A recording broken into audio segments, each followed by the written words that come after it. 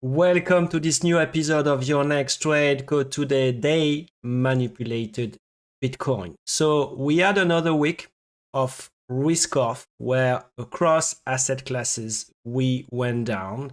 We had many drivers for that. One of them that we have been discussing over the last few months since the big moves on Oracle earnings that was over the summer and over the last 5 to 6 months is obviously, is AI into a bubble or not?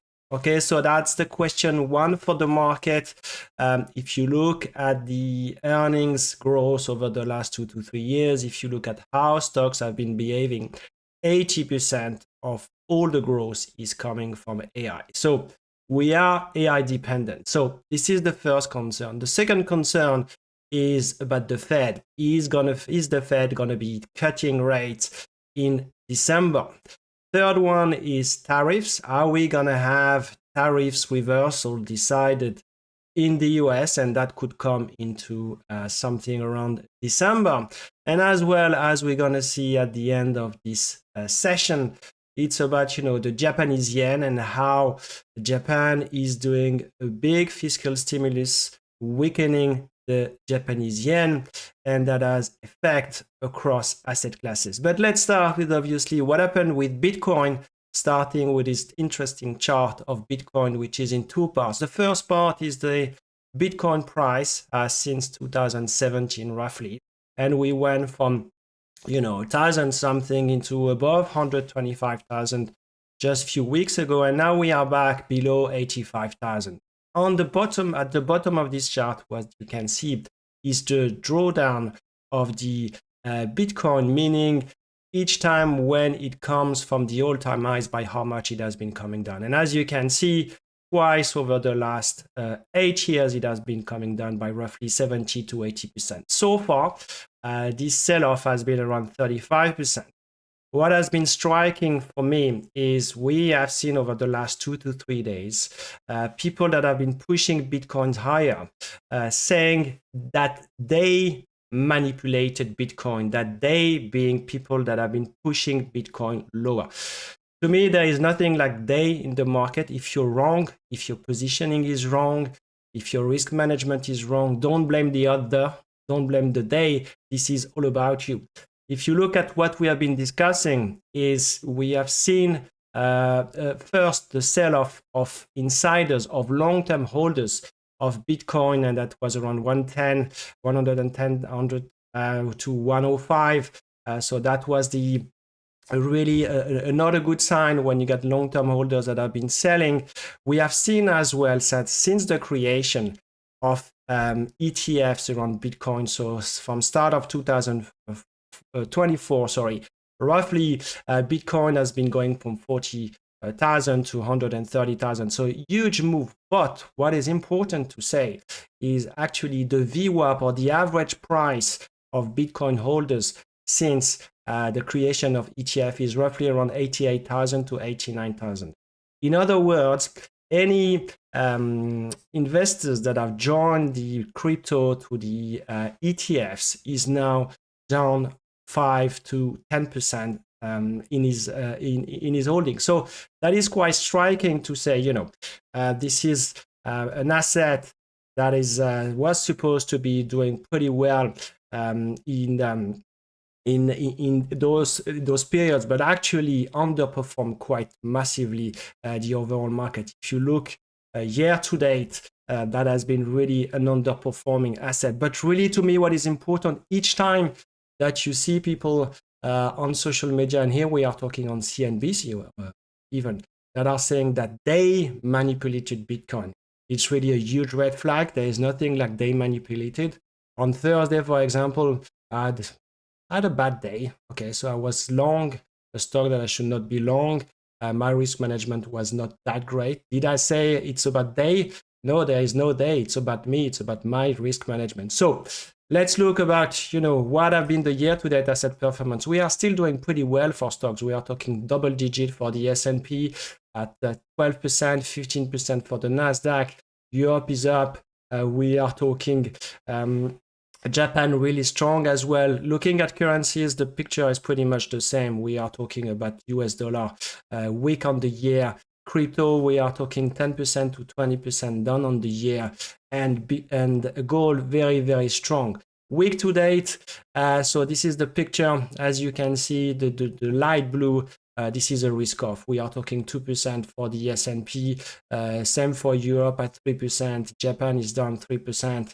A bit of strengthening of the US dollar, because when you get a risk off, dollar is bid, and cryptos down 10%. So we flagged last weekend, looking at the technical analysis, that 91,000, 92,000, you didn't want that to break. It went lower. We have been flagging over and over that the price action was pretty bad for cryptos, that they were very offered, and this is a confirmation. So what about the week to date industry performance? A lot of red. So left-hand side, we got semiconductors, we got technology, internet, cybersecurities. Those are the sectors that were really strong year to date. And there is, as we discussed again last weekend, a reversion to the mean. So we went into the 50 days, and now we are going into another reversion to the mean, probably the 100 days and then the 200 days. This is what the market does. You can go one-way traffic, and you do have like reversion to the mean. Right hand side, anything that is this defensive is doing well, and you can see the same picture from the sector's performance. Healthcare up on the week, consumer staples up on the week 1%, IT technology down 5%. So last weekend we discussed Procter & Gamble. We said that we liked the defensive sectors, that we liked consumer staples, and guess what? This is what has been happening for the week. If you look on the week to date, we outperformed the market by 3%, roughly, consumer staples versus the SPY. What about rates? So we are still around this trading channel of, we are talking the 10 years between 4% and 4.2%. We're not going higher or lower. But what is interesting is this page for the Fed funds expectations for the Fed fund rates. So looking at the expectation for the FOMC meeting this December, now the market is roughly expecting 60% chance of a cut. We went on Friday morning really quickly from 40% to 60%. Why? Because one of the Fed speakers said that there were a good chance that there's going to be a cut. I believe that, the Fed will like to have a good Christmas period, and that they will cut by 25 bips. There is a lot of talk that they want to be playing bad cop and good cop, and they want to play tough versus inflation. But we do know that the job market, despite the NFP numbers from September, is really weakening, and inflation is still very high, but the 2% target is now becoming a 3% target. So my view is they're going to be cutting, and that helped really briefly the market on Friday. What about the VIX? Very high volatility. So we are talking 23% for the 30 days. We went into 27, 28%. So we had, so actually I should have killed the November because we expired on the future contract. So we expired on Wednesday just before the open, and we had a massive spike on the VIX futures. This is pretty much the repositioning and re-hedging of many market participants that explained the jump that we had on Wednesday and Thursday. On Friday, we had the option expiry, and that explained as well what we had so much of a move. So let's go into the technical analysis, starting with the S&P futures. And as you can see, we have been coming down a bit. The 200 is still pretty far from where we are standing at the moment. We are talking 400 points, like 7% from where we are. So that will be your next big support. I think it's a 6,200. Right now, we broke the 50 days. We have been, offered and offered over the last few sessions. This is the same with the Nasdaq, with obviously the beta having a much bigger drawdown. But, again, similar, the 200 days is much, much lower. What is telling me something as well is we discussed from September onwards that we didn't believe that much into the broadening of the US market, and that small and mid caps will be doing so well. So that was for the Russell 2000.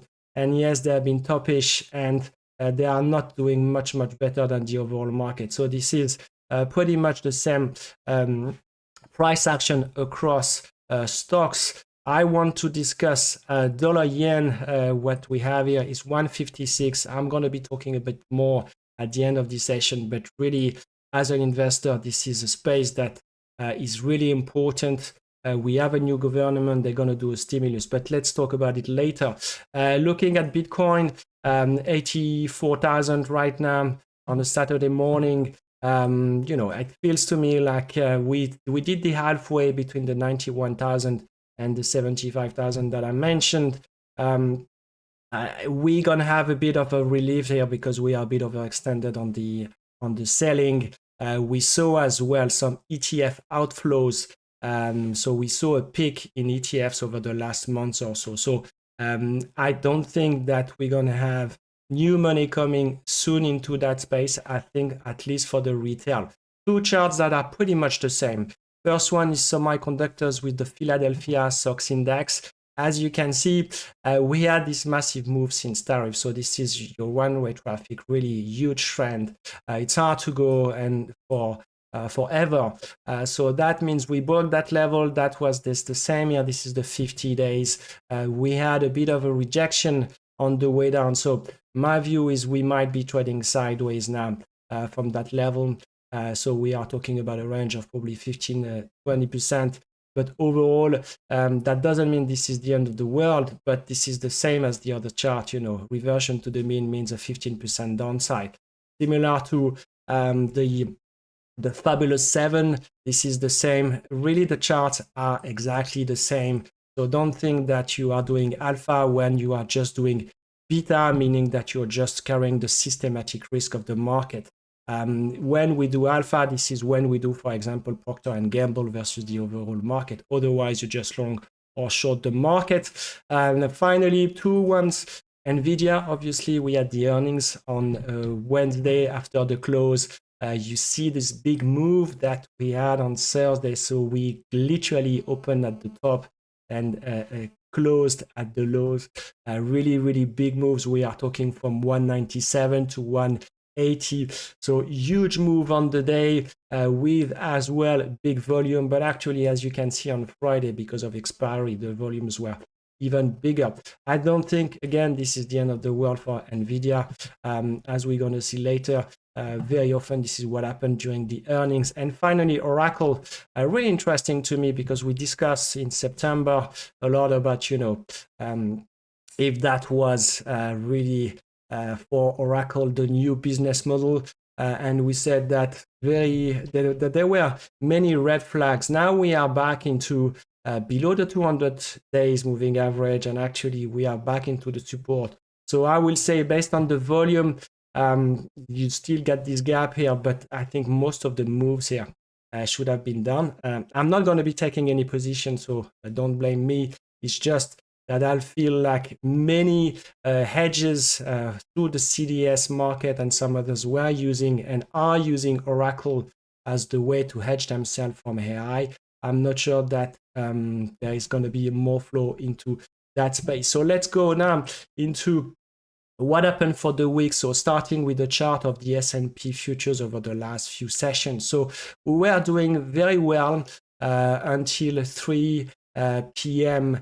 UK time on Thursday. So that translates into 10 a.m. New York. But then we had a massive reversal where we went from 67.80 to 65.50 on the close. Actually, really, really big moves. The whole market sold off. Not much of comments or anything that was happening. It's just that the market reversed. We can see from this bottom left what underperformed the market over the week. And I think this is important to flag that, those are not the best names. We knew and we flagged over and over that during this rally, especially at the end of this rally, the dodgy names were outperforming the market. And now they have been coming down over the last 5 days, 1 month. So we are talking hard to borrow. We are talking the meme stocks. We are talking high short interest, liquid more short, with overall, really underperforming the market. But as you can see on the year to date, they are still very, very strong and outperforming the market with the S&P at 12-13%. Many of those industries or themes or factors are outperforming the market. So what does it tell you is really we had such a crazy move over 3 months. Now we are coming back. What is interesting as well to me is Bitcoin actually has been underperforming for quite a long time. So they are now down 5 to 10% on the year. Finally, so this is for what I discussed with the NVIDIA earnings moves. As you can see, most recently on the day of the earnings, at least for the last 6, they were down 6%, 8%, 3% for this week. So there is a bit of selling the news, okay, buying the rumors, selling the news. When the news are out, everyone is like, okay, we know the story, and they need to deliver a bit more. But we have passive investment flows that are coming, and naturally they will go into NVIDIA. What I want to talk as well in terms of the price action that I found really interesting for this week is we had 2 stocks that did pretty well in the Fabulous 7. We are talking Apple. So first, Apple, that could be considered have not been spending crazy money on AI, and it is more and more seen as a company that, due to the fact that they didn't spend that much capex, that they could be buying cheap companies or companies that would be under pressure. So that is the first move. And the second one is obviously Alphabet, Google, with the launch of Gemini number 30. And if you look at the price action, doing very, very well. I've been using Gemini, probably some of you have been as well this week. Very, very good.